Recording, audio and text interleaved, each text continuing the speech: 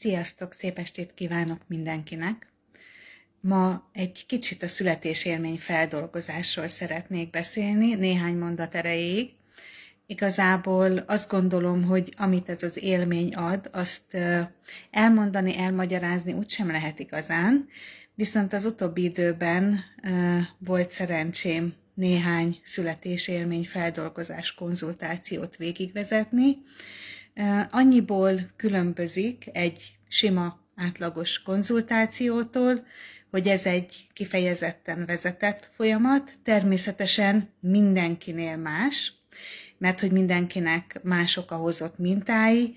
Nagyon sokat dolgozunk ilyenkor a generációs mintákon, ugye a generációktól hozott csomagon. A folyamat 2,5-3 órás körülbelül. Előfordul az is, hogy esetleg egy alkalomra nem végzünk. Volt már ilyen, akkor egy más alkalommal folytatjuk, befejezzük. Összességében mindig befejezzük. Vagy 1 vagy 2 alkalommal, de nem hagyjuk félbe. És így most már jó néhány születésélmény konzultáció után azt látom, hogy nagyon-nagyon sok elakadást hozunk már a leszületésünk előtti időszakból. Mindenkinél elég alapos tisztogatást végeztünk ott. Ennek a konzultációnak az a lényege, hogy elindulunk abból az időből, amikor még csak a lélek eldönti, hogy inkarnálódik, és megnézzük, hogy milyen érzésekkel jön le. Onnan föntről még a lélek megnézi a szüleit, a szülei energiáját. Itt jönnek föl ugye a generációs szinten hozott minták, amikből kicsatlakozunk, természetesen azokból, amik hátrányosak, amik hátráltatják az illető életét. Ezután ugye megtörténik a fogantatás, aztán végigmegyünk a 9 hónapon, ez is mindenkinél teljesen más, és aztán, ami nagyon fontos még, ugye, az maga a születés, a megszületés folyamata, és utána a következő 1-2 óra, amit magába foglal még ez a születésélmény feldolgozás, ami nagyon-nagyon fontos, és nagyon sokakat érint, ilyenkor is megmutatkozik ebben a születésélmény feldolgozásban, ugyanúgy, ahogy már sokszor láttuk családállítások során is, amikor valaki nem egyedül indul, hanem egy ikertestvérrel. És ugye ez is kiderül, ez egy nagyon-nagyon fontos dolog. Amikor valakinek meghalt ikertestvére volt az anyaméhben, akkor ez egy nagyon-nagyon erős traumát okoz. Rengeteg hitrendszert hozunk onnan, rengeteg fájdalmat, rengeteg önbüntető programot, és tényleg valaki évekig, évtizedekig tud ezekből a programokból működni, anélkül, hogy tisztában lenne vele, hogy ott azon a területen kellene dolgozni, oldani, és akkor ezeket a programokat tökéletesen át tudja írni. De nyilván a szüleinkkel való kapcsolódás, ugye elsősorban édesanyával való kapcsolódás, hiszen vele együtt vagyunk 9 hónapig, nagyon sokszor átvesszük anyukánknak a hitrendszereit, érzéseit, gondolatait, ami önmagában nem rossz, viszont nem feltétlen tápláló számunkra, mert nem biztos, hogy mi is ugyanúgy szeretnénk gondolkodni, élni, ahogy ő élt. És nem azért, mert rossz az, amit csinált, vagy rossz, ahogyan élt, hanem egyszerűen mi is mások vagyunk, hiszen minden ember más.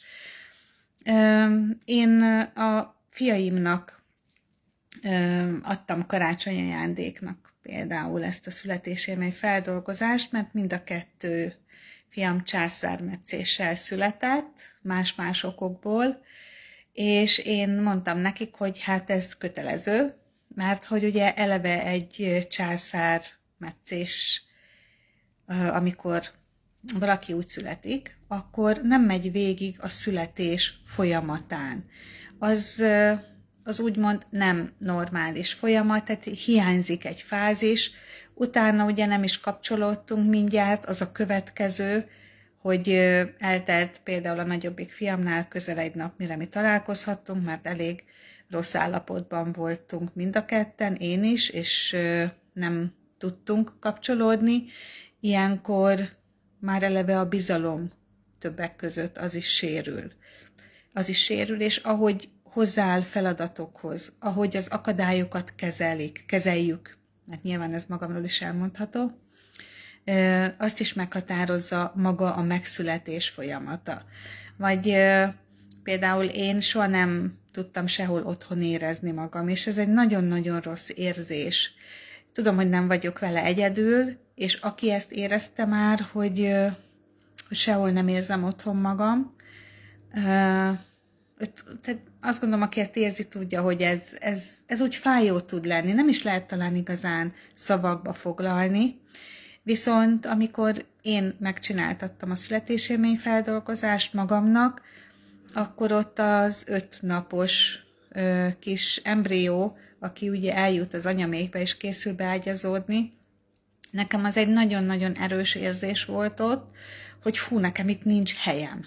Mert hogy energetikailag tisztítanunk kellett, mert érzékeltük mind a ketten a konzulenssel, hogy ott energetikai lenyomata van valakiknek, és ott engem valami sötétség vált, és sehol nem találtam a helyem, és ez az érzés több mint 50 évig, mondhatom, hogy 55 évig elkísérte az életemet, és soha nem gondoltam volna, hogy idáig kell visszamenni ahhoz, hogy ezt fel tudjuk oldani, és ez meg tudjon változni.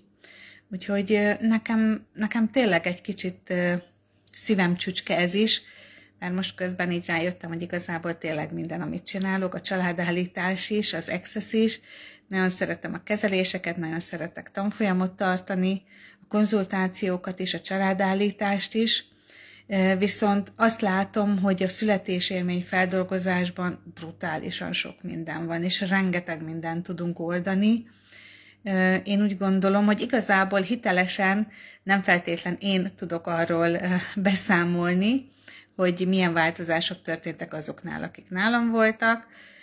Inkább ők tudnának róla nyilatkozni, beszélni, majd egyszer talán keresek erre egy kis fórumot, már csak így beszélgetés kapcsán, tapasztalatcsere okán, hogy meglássák azok is, akiknél folyton újra és újra visszajön egy séma, hogy igenis lehet változtatni. Egy konzultációval, egy családállítással annyira, de annyira sok mindenen lehet változtatni, higgyétek el, vagyis ne higgyétek el, hanem álljatok bele és csináljátok, akár nálam, akár másnál.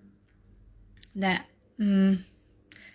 nagyon sok minden változik, nagyon sok mindent ki tudunk nyitni, nagyon sok új lehetőséget tudunk észrevenni, hogyha a fix nézőpontjainkat valamilyen módon elengedjük.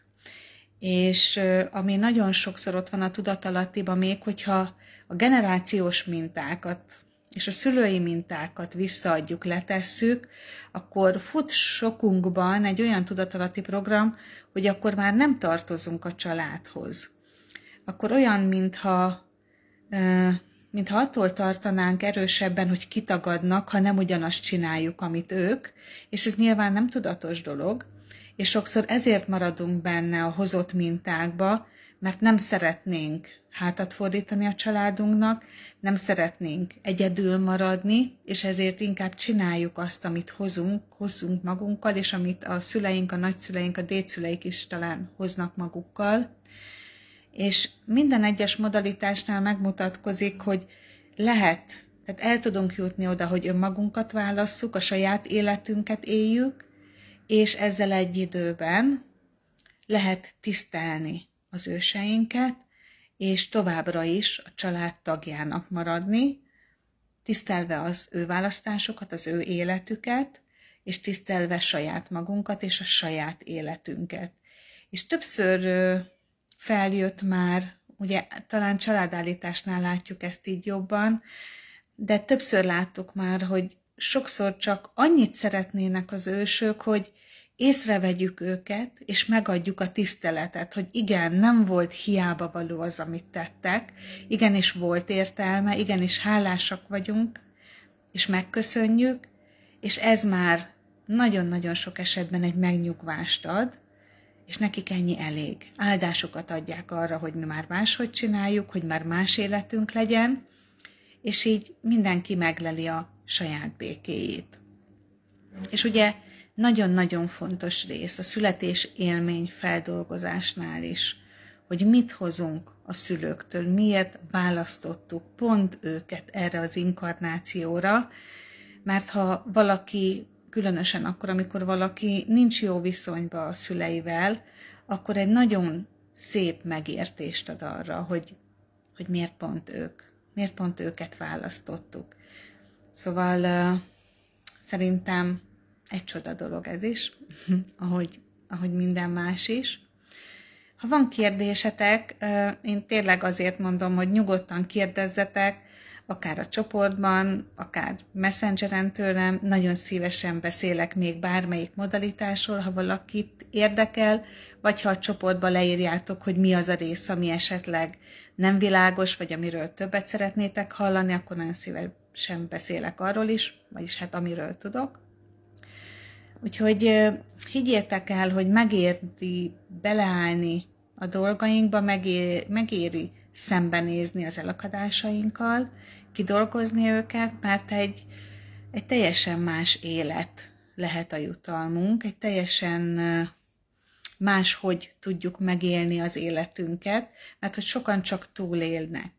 És azt is lehet, persze ez is egy választás, és nem rossz választás, de ha már itt vagyunk ezen a földi síkon, ha már választottuk ezt az életet, akkor már akár élhetnénk is, akkor már akár élvezhetnénk is ezt az életet, mert hogy miért ne? Ez is egy választás, úgyhogy választátok önmagatokat, és igen, megéri szembenézni a nehézségekkel, megéri kidolgozni, megéri elengedni, mert szerintem tényleg egy teljesen más minőségű, sokkal szabadabb élet lesz az ajándék. És ne higgyétek el nekem, álljatok bele, próbáljátok ki, bármilyen modalitással, bárkivel, de menjetek és csináljátok. Szép estét kívánok nektek! Sziasztok!